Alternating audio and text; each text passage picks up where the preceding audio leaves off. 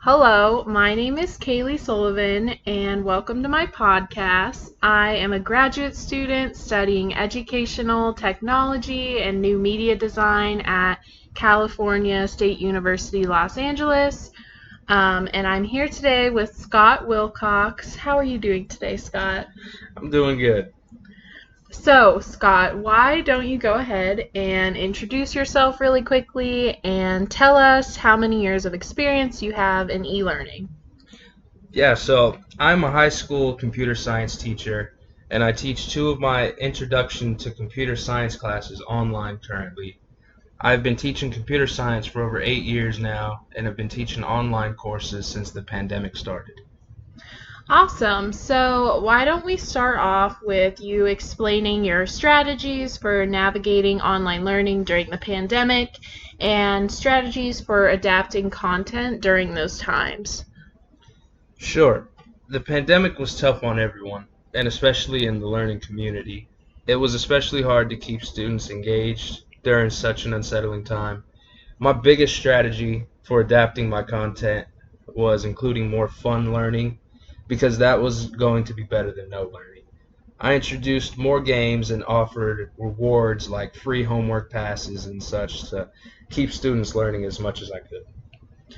Wow, that's great to hear. I really like your idea about the reward system as well. I know it can be really hard when you aren't seeing your students face to face, and keeping them engaged can be very challenging. Another question I have for you is if you have any thoughts about emerging technology in e-learning and how this could affect your students.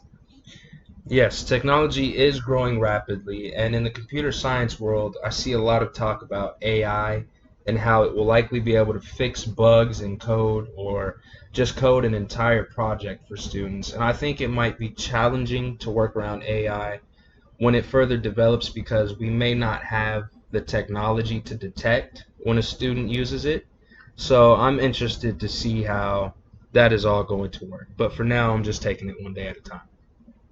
Right, and even AI right now is an ethical dilemma because students are using it for everything, and I know some e-learning sites are starting to include AI detection. But you're right, because what about when AI further develops and becomes undetectable and more human-like?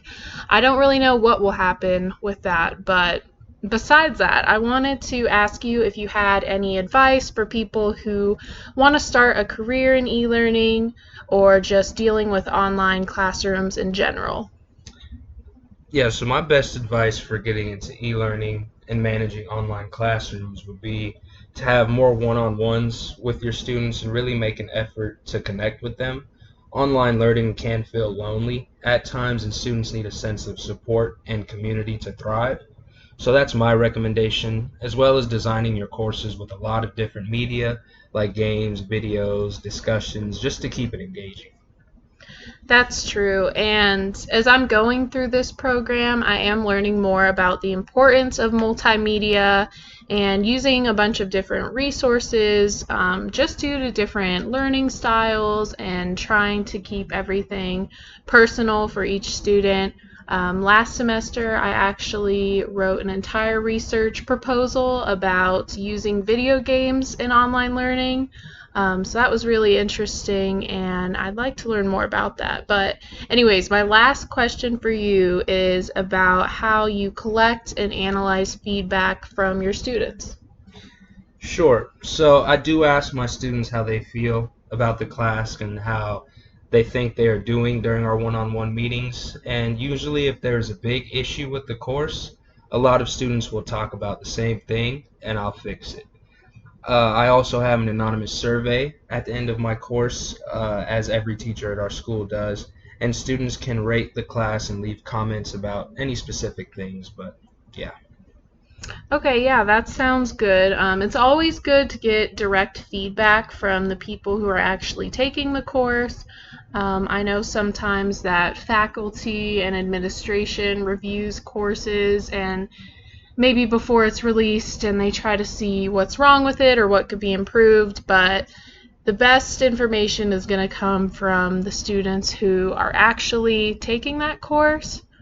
But yeah, all right. Well, those are all the questions I have for you today, Scott. Thank you for joining me on this interview podcast and sharing your knowledge on e-learning. Absolutely. Thank you for having me.